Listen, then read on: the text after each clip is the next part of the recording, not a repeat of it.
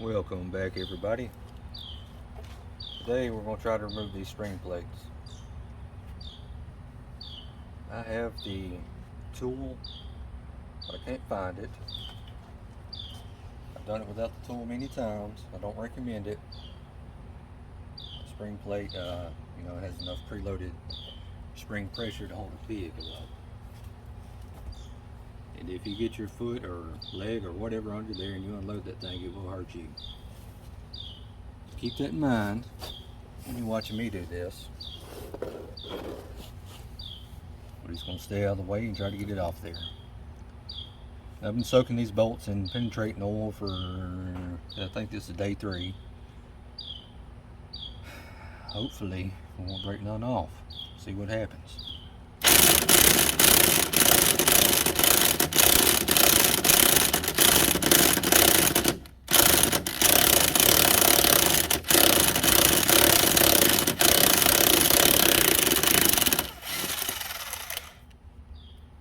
Well, we got one out. Warm.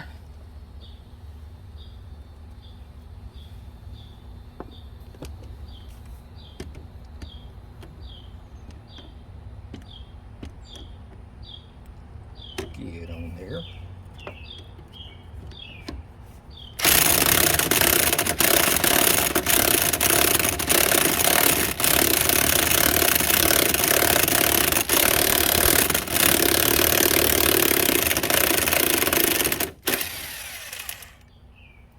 And there go 2. Next, I'm gonna get up here in this blind spot area. Can't really see.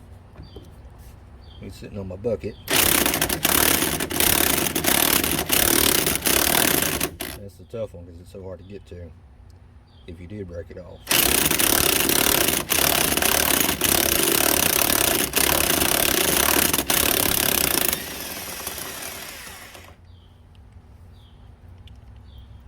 Thank God it came right on out. Let's go for 4.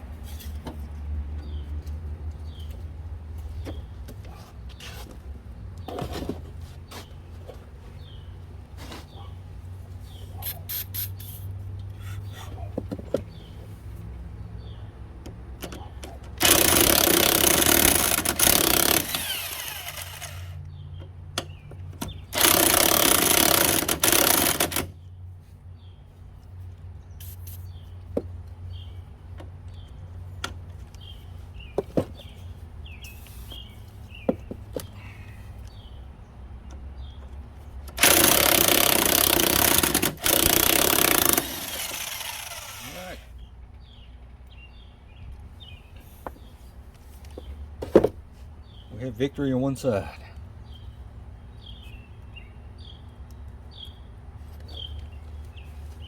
Get me something to cry with real quick.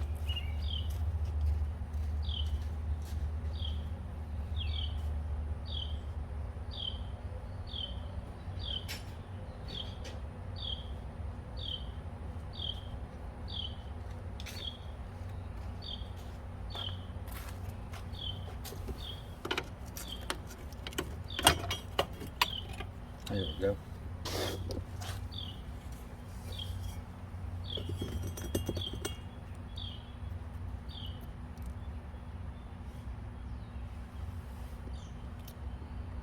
Truth be told, that bushing ain't too bad. It is a little chewed up though.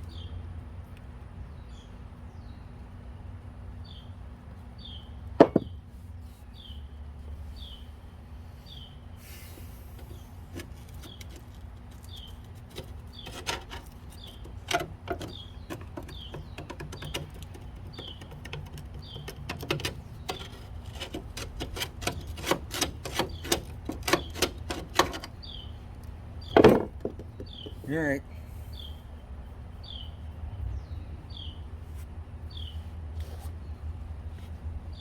Let me get set up here. I'll be right back. Alright, let's see if we can't do something with it. There's a little setup there. A jack strapped to the car. Keeping the jack attached to the vehicle.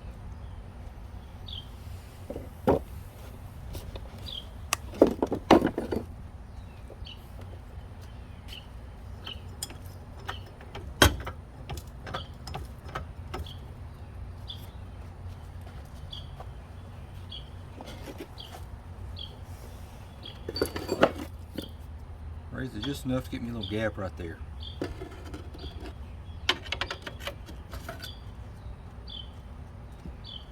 And try not to knock your car off the jack stands.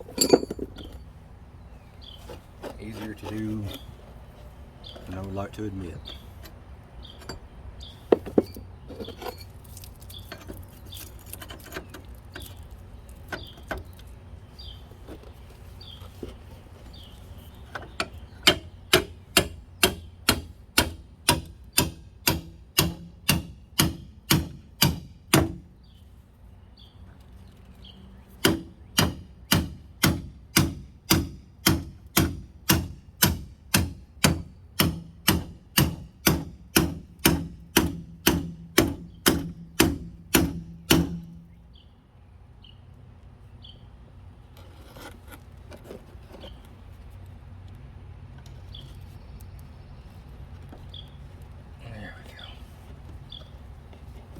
Coming on out.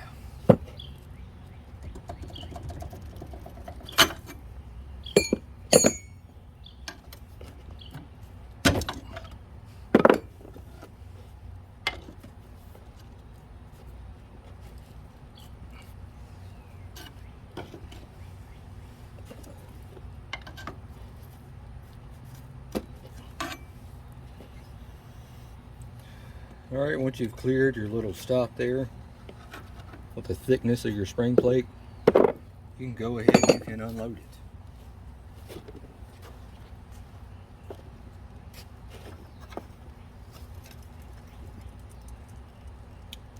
Real nice and easy. And there we go.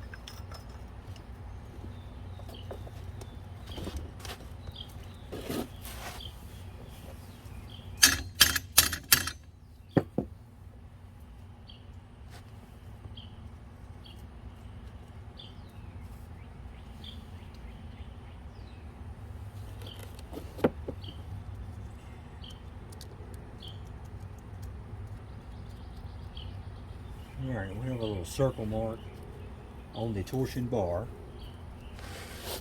but I cannot get my little saw blade over there. There's an L on there. I've always assumed that it stood for left. I'll use the corner of that L. I'm gonna notch my spring plate. Oh no, notch my spring plate. Maybe.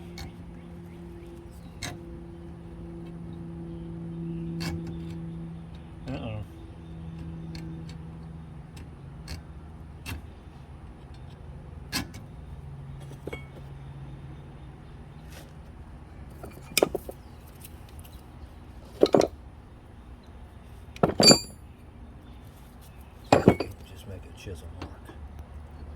A little tougher hacksaw.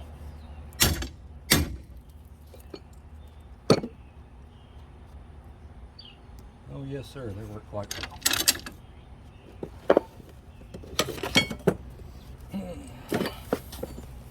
Alright, come on off with it.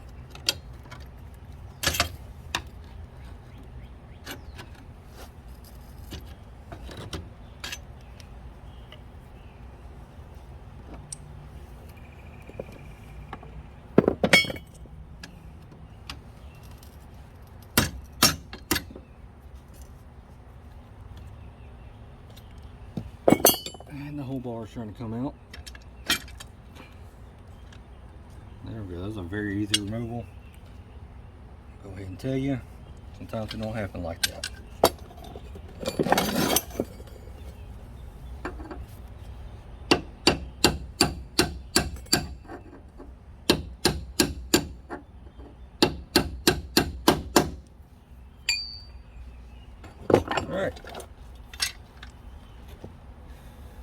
See if y'all can see.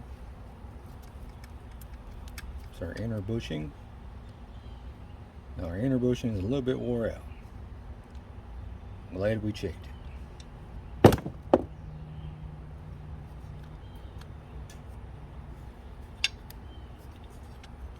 Now I'm pulling these out because I want to paint them.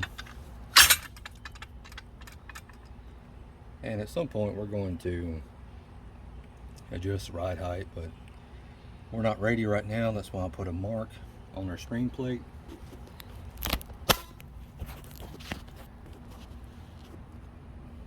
I lined it with the bottom corner of that L, so that would be kind of like an arrow pointing at my notch. I'll probably go back in there and you know, make sure my notch is deep enough that paint's not going to cover it up. You know, and actually you don't have to paint that part. Yep, no, I've still got good paint on that. I'll just have to do all the flat part. So there it is. If you don't mark it, you're going to have to, it'd probably be best if you did one side at a time and measured the angle of the spring plate with an angle finder. You gotta make sure that your car is level at 0 degrees left to right if you're gonna do that method. But you can measure the angle that your spring is on once it's unloaded and set your ride height that way. But our ride height was already good. This car is not really that saggy, so I'm gonna keep it where it is until I figure out if or how much we're gonna lower it.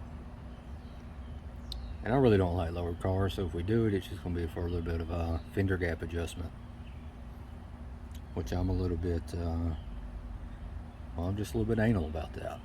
So anyway, I gotta pull the other side out. I'll work on getting this. I'm not gonna blast that. I'm gonna use a grinder with a buffing wheel, or also called like a flap disc, I think it's called. I'm just gonna go across that 120 grit flap, and I'll self etch it, then probably undercoat it. And we're gonna do our bump stop bracket as well. I saw a neat trick with vinegar. Put your fasteners in vinegar, maybe even that bump stop bracket.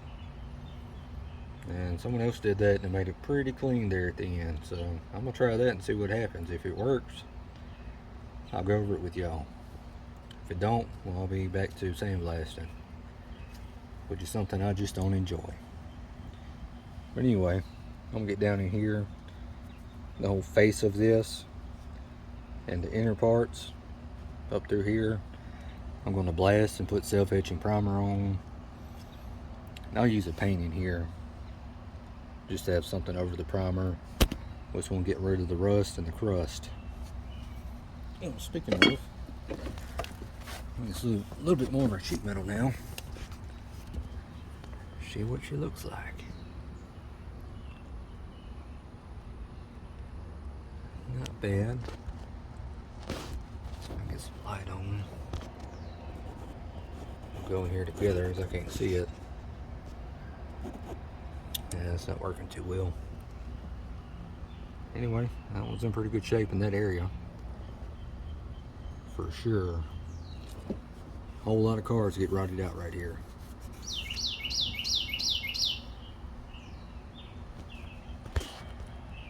Turn the light off. I'm gonna do what I need to do, and I'll be back when it's time to move on.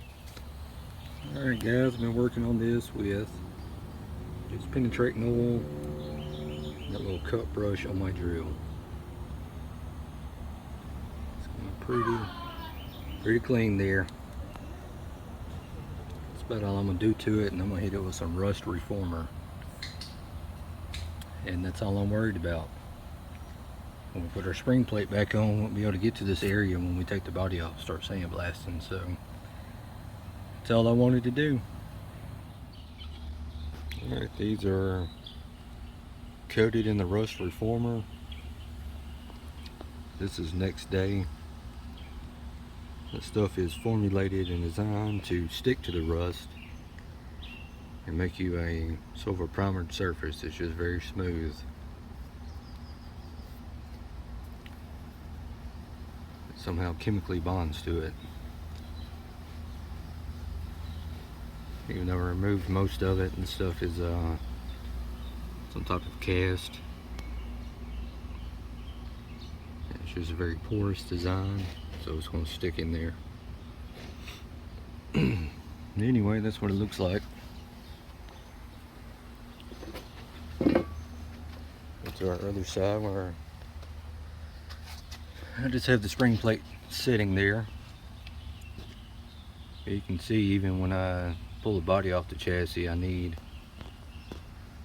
some wheels for it to sit on. If this thing is fully dressed out, you can't do anything with it behind there. There's a lot of that spring plate that you can't get to either. So that's why I remove them in the way that I do.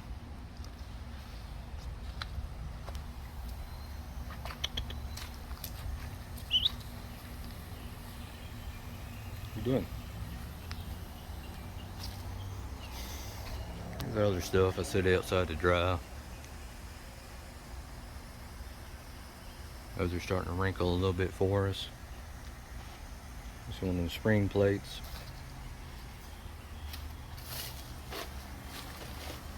Their bump stop bracket. Another torsion cover. I'll let this stuff dry, and then we'll come back with a part 2. We'll go ahead and we will set our spring plates to our torsion bars, put our bushings back in, dress everything back out, and we'll be putting the transmission back in too. Between now and then, I'm just going to go ahead and work on getting those backing plates cleaned up.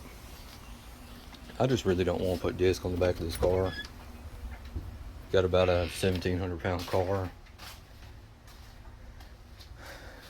I just don't find it necessary to do 4-wheel disc brakes on that thing. And that you just have a mechanically hydraulic master cylinder. It's not like we have a brake booster running off vacuum of the engine to really unlock the braking capabilities. So I'm going to go ahead and work on that. We'll get these brakes cleaned up and dressed out, and we'll be getting the drones back on it so I can put tires on the car. But between now and putting the transmission back in the car, I'll see y'all when it's time to do these brakes.